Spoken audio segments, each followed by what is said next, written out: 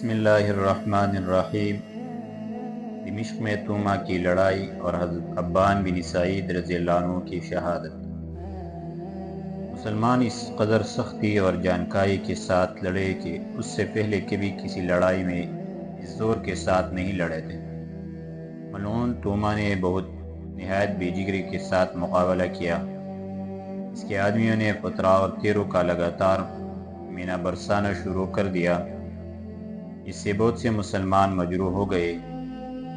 مجروحین میں حضرت ابان بن سعید بن عاص رضی اللہ عنہ بھی تھے کہ ان کے ایک مسموم تیر آ کر لگا۔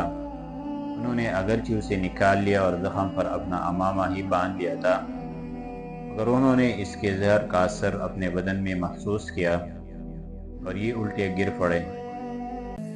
ان کے بھائیوں نے انہیں سنبھالا، لشکر میں اٹھا کر لائے اور ارادہ کیا کہ امامہ کھول کر علاج کریں، مگر حضرت ابان رضی اللہ عنہ نے کھولنے سے منع کیا اور فرمایا اگر اس کو کھول دیا گیا تو میرا دم اسی وقت کھولنے کے ساتھ ہی ساتھ نکل جائے گا۔ خدا کی قسم، جو کچھ میں باری تعالیٰ سے مانگتا اور امید کرتا تھا وہ مجھے مل گیا۔ مسلمان نے ان کے خواہش کے خلاف اس زخم کو کھولنا شروع کر دیا۔ ابھی یہ کھولنے بھی نہ پائے تھے کہ حضرت ابان رضی اللہ عنہ نے آسمان کی طرف آنکھ اٹھائی، انگلی سے اشارہ کیا، اشہد ان لا الہ الا اللہ وان محمد رسول اللہ، ھذا ما وعد الرحمن وصدق المرسلون۔ نہیں ہے کوئی معبود مگر اللہ اور محمد صلی اللہ علیہ وسلم اللہ کے رسول ہے۔ یہ وہ ہے جس کا وعدہ رحمان نے کیا تھا اور رسولوں نے سچ کہا تھا۔ آپ کے منہ سے ابھی یہ جملہ پورا بھی نہیں نکلا تھا کہ روح اس قدسی انصری کو چھوڑ کر عالم بالا میں چلی گئی۔ خدا تعالیٰ ان پر رحم کرے۔ انا للہ و انا الیہ راجعون۔ آپ کی شادی ابی اجنادین کے مقام میں جنابہ ام ابان بنت عتبہ بن ربیعہ سے ہوئی تھی۔ ان کے ہاتھ اور سر سے شب عروسی کی مہندی اور عطر تک کا اثر ابھی تک زائل نہیں ہوا تھا۔ یہ ایک شجیع اور دلیر خاندان کی خاتون اور پاپیادہ لڑنے والی عورتوں میں سے تھی۔ اس وقت انہوں نے اپنے شوہر کی شہادت کے متعلق سنا تو نہایت گھبراہٹ کے ساتھ لٹکے ہوئے، دامنوں میں الجھتی ہوئی، ٹوکرے کھاتی ہوئی ان کی لاش کے پاس آ کر کھڑی ہو گئی۔ انہیں دیکھ کر ثواب کی امید میں صبر کر کے سوائے اس جملے کے اور کچھ زبان سے نہیں نکلنے دیا کہ آپ کو جو عطا ہوا وہ مبارک ہو۔ آپ رب العالمین کے جوار رحمت اور بڑی بڑی آنکھوں والے موروں کے پاس چلے گئی۔ اس خدا نے عالم کے پاس جس نے ہمیں ملایا تھا پھر جدا کر دیا۔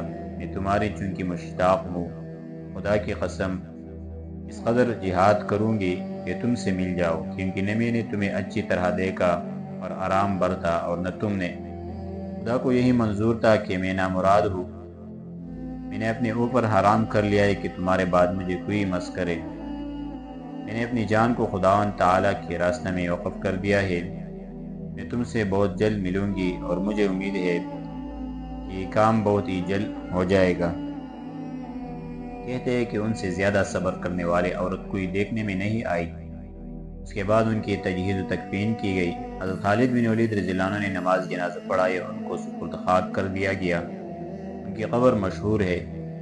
حضرت ام ابان رضی اللہ عنہ قبر کے پاس بالکل نہیں ٹھہری بلکہ سیدھے خیمہ میں آئی، اسلحہ سے مسلح ہوئی، ڈاٹا باندھ تلوار ہاتھ میں لی اور ہیئت بدل کے حضرت خالد بن ولید رضی اللہ عنہ کو بغیر خبر کیے مسلمانوں کے ساتھ لشکر میں شامل ہو گئی۔ لوگوں سے دریافت کیا کہ میرے شوہر کون سے دروازے پر شہید ہوئے؟ انہوں نے کہا توما نامی دروازے پر، جو ہرقل بادشاہ کے داماد کے نام سے مشہور ہے، اور اسی نے تمہارے شوہر کو قتل کیا ہے۔ آپ حضرت شرحبیل بن حسن رضی اللہ عنہ کی فوج کی طرف روانہ ہوئی اور اس میں مل کر نہایت سختی سے لڑی۔ آپ نہایت اچھی تیر انداز تھی۔ حضرت شرحبیل بن حسن رضی اللہ عنہ فرماتے ہیں کہ میں نے اس روز باب توما کے سامنے ایک شخص کو صلیب اٹھائے اور اپنے لشکر کی طرف اشارہ کرتے ہوئے دیکھا، اور وہ چلا چلا کر کہہ رہا تھا کہ اے خدا، تو صلیب کو اور اس شخص کو جس نے صلیب کی طرف پناہ لی ہے مدد دے۔ اے اللہ، ان پر اس کا غلبہ ظاہر کر اور اس کو بلند مرتبہ کر۔ حضرت شرحبیل بن حسن رضی اللہ عنہ فرماتے ہیں کہ میں ابھی اس کی طرف دیکھ ہی رہا تھا کہ دفعتاً ام ابان نے ایک ایسا تیر چلایا کہ خطا کیے بغیر نشانہ پر جا لگا۔ اسی وقت وہ صلیب اس کے ہاتھ سے چھوٹ کر گری۔ میں نے خود اس کو چمکتے ہوئے جواہر دیکھے۔ مسلمانوں میں ہر شخص اس کے اٹھا لینے کے لیے اپنے بدن کو ڈالوں سے چھپا کر دوڑا۔ پتھروں کی بارش ہونے لگی۔ ہمارے آدمیوں نے صلیب کے اٹھانے کے لیے اس قدر سبقت کی کہ ایک دوسرے پر گرتا پڑا چلا جا رہا تھا کہ پہلے میں ہی اٹھاؤ۔ خدا کے دشمن توما نے جب صلیب کے اٹھا لینے کے لیے مسلمانوں کی اس قدر کثرت اور عجلت دیکھی تو اسے اپنی ذلت و خواری کا احساس ہوا اور سمجھ لیا کہ اب ہلاکت قریب ہے۔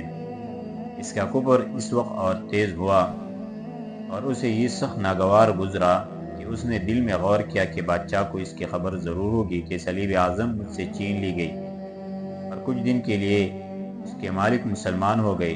یہ سوچ کر اس نے کمر کسی تلوار اور سپر ہاتھ میں لی اور اپنے ساتھیوں سے مخاطب ہو کر کہنے لگا، جسے میرا ساتھ دینا ہو وہ میرے ساتھ چلے اور جسے بیٹھنا ہے بیٹھ جائے۔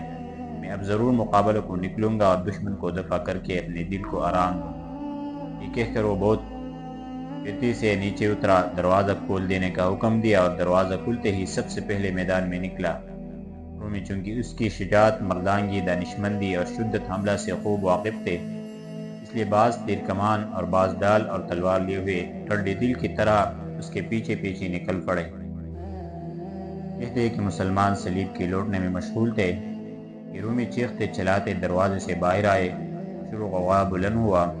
مسلمانوں میں سے ایک نے دوسرے کو متنبہ کیا اور جب رومیوں کو اپنی طرف آتے دیکھا تو صلیب حضرت شرحبیل بن حسنہ رضی اللہ عنہ کی سپرد کر دی اور خود ان کے مقابلے میں ڈٹ گئے۔ دشمن کی طرف بڑھے اور اگرچہ دروازہ کے اوپر سے تیر اور پتھر کافی مقدار میں برس رہے تھے مگر پھر بھی رومیوں پر پھول پڑے۔ حضرت شرحبیل بن حسنہ رضی اللہ عنہ نے مسلمانوں کو مخاطب کرتے ہوئے آواز سے کہا، یا معاشر المسلمین، دروازہ کے سامنے سے پیچھے ہٹ کر لڑو تاکہ دشمن کے پتھر اور تیروں سے محفوظ ہو جاؤ۔ یہ سن کر مسلمان پیچھے ہٹے اور اس طرح دشمن کے شر سے محفوظ ہو گئے۔ اس وقت یہ پیچھے ہٹے تو خدا کے دشمن توما نے دائیں بائیں لڑتے اور مارتے ان کا تعاقب کیا۔ بہادران رومی اس کا حلقہ کیے ہوئے تھے اور یہ ایک مست اونٹ کی طرح جھوم رہا تھا۔ حضرت شرحبیل بن حسنہ رضی اللہ عنہ نے جب اس کی یہ حالت اور مشرکوں کا غلبہ دیکھا تو اپنے قوم کو خطاب کر کے کہنے لگے، معاشر الناس، معیشت کی طلب کرنے کے لیے اپنی موت کو بھول جاؤ، اپنے خالق کو راضی کر لو اور یاد رکھو وہ بھاگنے یا پیٹ دکھانے سے راضی نہیں ہوتا۔ بڑھو، حملہ کرو اور ان میں گھس جاؤ، خدا تعالیٰ برکت دے گی۔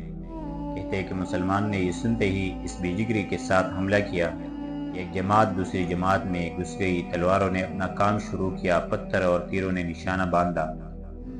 سپر منہ فرائی، ادھر رومیوں کو شہر میں خبر پہنچی کہ توما مسلمانوں کے مقابلے کے لیے نکلا ہے۔ صلیب اعظم اس کے ہاتھ سے مسلمانوں کے قبضہ میں چلی گئی۔ یہ سنتے ہی لوگ نکلنے شروع ہوئے، رومیوں کی جماعت بڑھ گئی۔ خدا کا دشمن توما دائیں بائیں دیکھتا اور اپنی قوم کو صلیب کی تلاش اور اس کے اصول کی ترغیب دیتا جاتا تھا کہ دفعتاً اسے حضرت شرحبیل بن حسنہ رضی اللہ عنہ کے پاس دیکھی۔ دیکھتے ہی بے صبری کے عالم میں تلوار نکال کر آپ کی طرف بڑھا اور چلا کر کہنے لگا کہ بس اب صلیب ڈال دو، اس کی وجہ سے یہ تم پر بلا نازل ہوئی ہے۔ کہتے کہ حضرت شرحبیل بن حسنہ رضی اللہ عنہ نے جس وقت اچانک اپنی طرف آتے دیکھا تو صلیب کو ہاتھ سے پھینک کر تلوار ہاتھ میں لی، سپر سینہ کے برابر کی اور مقابلے میں ڈٹ گئے۔ تو میں نے آپ پر پوری طرح حملہ کیا مگر جس وقت صلیب کو زمین پر پڑے دیکھا تو اپنے آدمیوں کو آواز دی اور وہ اس کی کمک کے لیے موجود ہوئے۔ پھر حضرت ابان رضی اللہ عنہ نے جس وقت حضرت شرحبیل بن حسنہ رضی اللہ عنہ پر توما کو حملہ کرتے ہوئے دیکھا تو آپ نے دریافت کیا کہ یہ اپنے نفس کو ذلیل کرنے والا کون شخص ہے؟ مسلمان نے کہا، یہی ہے وہ بادشاہ کا داماد اور آپ کے شوہر کا قاتل۔ ابان رضی اللہ عنہ یہ سنتے ہی اس کی طرف جھپٹے اور جس وقت اس کے قریب پہنچے تو تیر کو چلا پر چڑھا کر چاہا ہی تاکہ چھوڑ دے۔ رومی ان کے قریب پہنچ گئے، ارادہ کیا کہ انہیں وزن پہنچائے مگر آپ نے اس کی کچھ پرواہ نہ کی اور بسم اللہ وعلی برکت اللہ کہہ کر نشانہ پر تیر چھوڑا تو وہ قریب تھا کہ حضرت شرحبیل بن حسن رضی اللہ عنہ کے پاس پہنچ جائے کہ اوپر سے یہ تیر آیا تو اس کے دائیں آنکھ میں اترتا چلا گیا۔ تیر کھاتے ہی یہ چلاتا ہوا پیچھے مڑا۔ ادھر حضرت ام ابان نے دوسری تیر کا ارادہ ہی کیا تھا کہ کچھ رومی ان کی طرف لپکے اور بعض نے خدا کے دشمن توما کو ڈالوں کی پناہ میں لے لیا۔ مسلمان بھی یہ دیکھ کر حضرت ام ابان کی حفاظت کے لیے اس طرف بڑھے اور جس وقت کی دشمنوں کے شر سے محفوظ ہو گئی تو پھر حسب ذیل اجزیہ اشعار پڑھ پڑھ کر تیر برسانے لگی۔ اے ام ابان تو اپنا بدلہ لے لے اور ایک پہنچنے والا حملہ کر۔ تیروں سے رومیوں میں شور ہو گیا ہے۔ میں نے قسم کھالی ہے کہ میں اب لڑائیوں سے ہی بات کروں گی، میں اب تمہیں چھوڑ کر عیش نہیں کروں گی۔ رحمہ اللہ کہتے ہیں کہ انہوں نے یہ اشعار پڑھتے پڑھتے پھر ایک تیر مارا جو ایک رومی کے سینے پر لگا اور چکرا کے زمین پر گرا تو ایک پھر اس کے گردن پر پڑا، رومی اوندا ہوا اور مر گیا۔ خدا کا دشمن توما پہلا تیر کھاتے ہی ان کی طرح بلبلاتا اور چلاتا ہوا بھاگا، دروازے کے قریب آیا اور اس میں گھس گیا۔ حضرت شرحبیل بن حسن رضی اللہ عنہ نے یہ دیکھ کر اپنے ساتھیوں سے کھلا کر کہا تم پر سخت افسوس ہے کہ رومی کتا بھاگ نکلا، کتوں کی طرف بڑھو، ممکن ہے کہ تم ان تک پہنچ جاؤ۔ یہ کہہ کر آپ کی جماعت ان کی طرف دوڑی اور ان کو مارتے مارتے دروازے تک ہٹاتی چلی گئی۔ مسلمان جس وقت دروازے کے قریب ہوئے تو ان پر اوپر سے پتھر اور تیر برسنے لگے۔ مسلمان پیچھے لوٹے اور علاوہ کپڑا، ہتھیار اور صلیبے لوٹ لینے کے 300 رومیوں کو تلوار کی گھاٹ اتار دیا۔ خدا کا دشمن آگ میں اس طرح تیر لیے ہوئے دروازے میں داخل ہو گیا اور جس وقت اندر داخل ہوا تو فوراً دروازہ بند کر لیا گیا۔ معززین اور رؤسائے قوم اس کے گرد جمع ہوئے۔ حکماں نے تیر نکالنے کی تدابیر سوچے اور چاہا کہ اسے پکڑ کر کھینچ لے مگر وہ کسی تدبیر سے نہ نکل سکا۔ توما شدت در سے چیخ رہا تھا اور کوئی تدبیر اس کے نکلنے کی سمجھ میں نہ آتی۔ آخر تیر کا گز جو لکڑی کا تھا کاٹ دیا گیا اور پیکان آنگ میں رہنے دیا گیا۔ پٹی باندھنے کے بعد گھر چلنے کے لیے کہا مگر یہ دروازے کے اندر اسی جگہ پر بیٹھ گیا۔ کچھ دیر کے بعد درد میں سکون ہوا تو قوم نے پھر مکان پر جانے کا اصرار کیا اور کہا کہ اس بقیہ دن میں اگر آپ گھر میں آرام کریں تو بہت بہتر ہے۔ افسوس آج ہم پر 2 مصیبتیں نازل ہوئی۔ پہلی مصیبت صلیب اعظم کا ہاتھ سے نکل جانا اور دوسری مصیبت آپ کے آنگ میں تیر لگنا، اور یہ دونوں مصیبتیں اس قوم کے ہاتھ سے ہمیں پہنچے۔ اب ہم اچھی طرح جان گئے ہیں کہ اس قوم کا نہ کوئی مقابلہ کر سکتا ہے اور نہ کوئی آدمی ان کی اس آتش آگ میں قدم رکھ سکتا ہے۔ ہم نے آپ سے پہلے ہی عرض کیا تھا کہ جو کچھ یہ ہم سے مانگے انہیں دیکھ ملا کر ان سے صلح کر لینی چاہیے۔ تو میں سن کر آگ بگولا ہو گیا اور کہنے لگا بدبختو، اتنا سوچو کہ صلیب اعظم جاتی رہی، میرے آنکھ کو صدمہ پہنچا، عزیز و اقارب مارے گئے، پھر بھی میں ان الغلاموں کی طرف سے غفلت کروں اور دانستہ طور پر بے خبری برتوں کہ میری اس غفلت کی اطلاع سستی اور عجز کی خبر بادشاہ تک نہیں پہنچے گی۔ مجھے ہر حال میں ان کا مقابلہ کرنا چاہیے۔ میں یقیناً ان سے اپنی صلیب واپس لوں گا اور اپنی ایک آنکھ کے عوض ان کے 1000 آنکھیں پھوڑ کر رہوں گا تاکہ بادشاہ کو معلوم ہو جائے کہ میں نے ان سے اپنا بدلہ لے لیا ہے۔ میں حال ہی میں ان کے ساتھ ایک ایسا مکر اور ایک ایسی چال چلوں گا کہ کس طرح ان کے سردار تک پہنچ جاؤں۔ اس کے بعد ان کی جماعت کو مار بگا دوں گا، جو کچھ انہوں نے ہم سے لوٹا ہے سب لوٹا لوں اور اکٹھا کر کے بادشاہ کے پاس چلتا کر دوں گا۔ اس کے بعد پھر بھی میری آتش انتقام پر نہیں ہوگی، بلکہ میں ایک لشکر تیار کر کے بار برادری کا سامان اور راسات لے کر حجاز اور بادشاہ ابوبکر پر چڑھائی کروں گا۔ وہ افوج کر ان کے آثار کو مسمار، ملکوں کو تباہ اور برباد، گھروں کو کھنڈر اور مسجدوں کی اینٹ سے اینٹ بجا دوں گا اور ان کے شہروں کو اس قابل کر دوں گا کہ اس میں گوہ گونس اور دوسرے وحشی جانور رہنے لگے۔ یہ کہہ کر یہ دروازے کے اوپر چڑھا، ان پر پٹی باندھ دے تاکہ اس کے لوگوں کو دلوں میں سے مسلمانوں کا رعب نکل جائے۔